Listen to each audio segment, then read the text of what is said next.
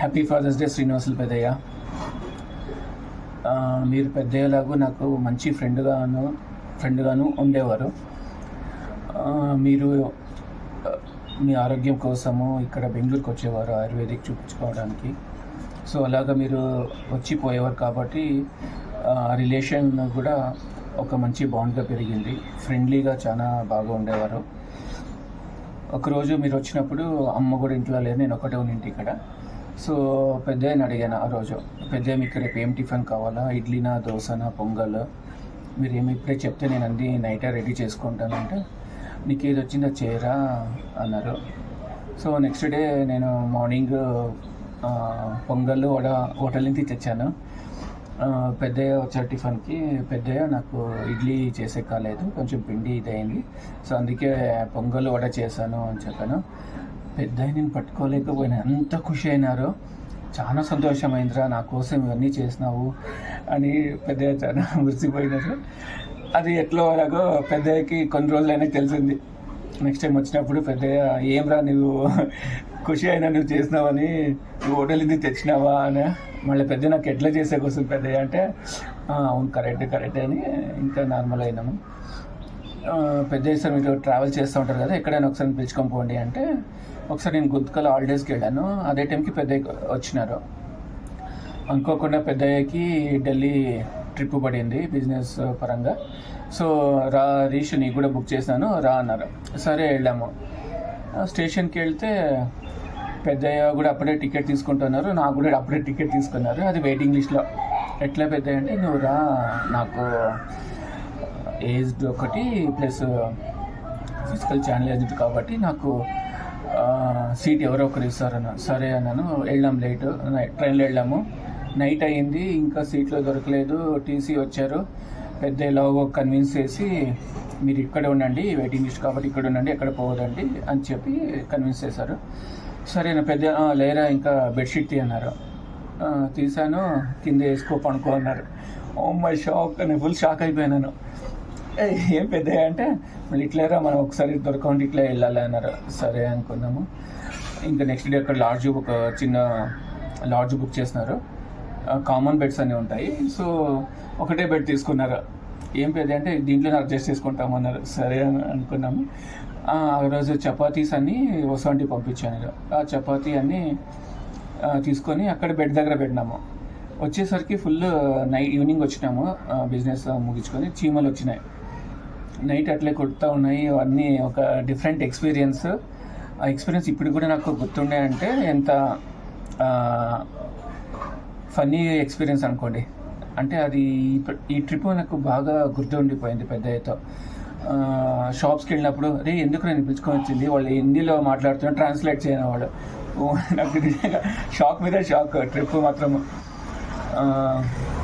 మళ్ళీ ఆ రోజు నన్ను ఆగ్రా ట్రిప్, ఢిల్లీ ట్రిప్ పంపించారు. అది యాక్చువల్లీ ఈవినింగ్ 6 o'clock రిటర్న్ కావాల్సిండే. సమ్ రీజన్స్ వల్ల అది లేట్ అయింది. సో నైట్ 9:30కి వచ్చాను నేను. సో 9:30కి వస్తే ఇంకా పెద్ద పాపము ఫుల్ వెయిట్ చేస్తున్నారు. ఆ బస్సు ఇంకా వస్తూ ఉంది. అక్కడి నుంచి హరీష్ అని అరుస్తూ ఉండే. సో పెద్ద నిజంగా ఎంత స్ట్రాంగ్ ఉంటారో అలాగే ఫుల్ ఎమోషనల్గా ఉండేవాళ్ళు, చాలా ప్రేమగా ఉండేవాళ్ళు. ఇది నేను లైఫ్లో మర్చిపోలేని ఎక్స్పీరియన్స్ పెద్దయ్యతో. పెద్దయ్య మీరు ఎక్కడున్నా కూడా మమ్మల్ని ఆశీర్వదించాలి. Once again happy fathers Day పెద్దయ్య. Happy fathers Day B Srinivasulu పెద్దయ్య. నేను హ్యాపీ సాయిరామ్.